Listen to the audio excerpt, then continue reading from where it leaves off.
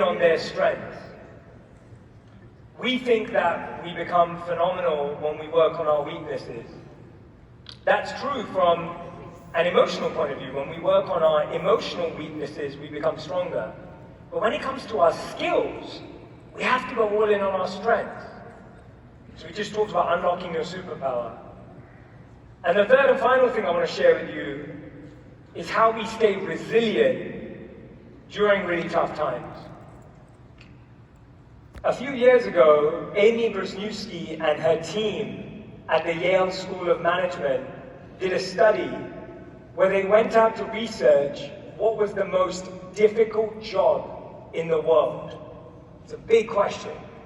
So they went out to discover what is the most difficult career in the world. And it's not what I do, and it's not what you do. They discovered that the most difficult job in the world was to be a hospital cleaner. And this was in 2019, so I can only imagine how much more difficult this became during the pandemic. And I know because I was working with so many hospitals and so many people in healthcare during that time as well. So they discovered that the most difficult job in the entire world is to be a hospital cleaner. And so they went and interviewed hospital cleaners. And the cleaners described themselves as cleaners. They said, we clean the toilets, we clean beds, we clean bed sheets, we clean plates, we clean up after people use those things, we clean up after people pass away. It's a pretty intense job, but they described themselves in their own words as low-skilled labor. They said, we clean. Amy Brzezinski and her team carried on interviewing people, and they found a whole nother group of cleaners who described themselves as healers, as carers. This group did the same exact work as the cleaners. They worked the same shifts, they got paid the same amount, they did the exact same work in the same locations, in the same cities, in the same hospitals. Some saw themselves as cleaners, some saw themselves as healers. And when the healers were asked why that was, they said it's because we believe that cleaning is integral to the healing journey of the patient. When the room feels cleaner, the patient feels better. When the environment and the space is cleaned well, their family spends more time with them. When the toilets and the plates and the sheets are clean, people feel better about themselves and their journey that they're on. It was a phenomenal learning that they weren't expecting. Amy Brzezinski and her team discovered something. It's a term called job crafting. They realized that job satisfaction or fulfillment was not based on what we do, but how we feel about what we do. It's not the day-to-day tasks that you do that make you happy.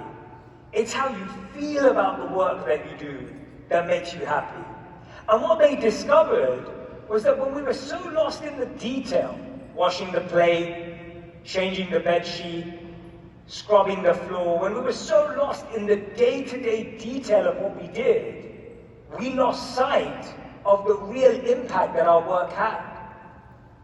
So I want to ask all of you, if you look up from your phones, if you look beyond your laptops, your spreadsheets, your websites, your presentations, if you look beyond your screens, and you think about the impact your work has on your family, on the families around you, on the families of the people you serve, the people that you impact.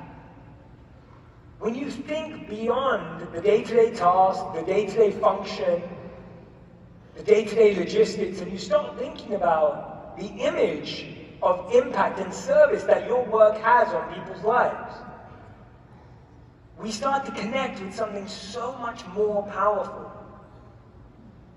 Wayne Dyer once said, when we change the way we look at things, the things we look at change.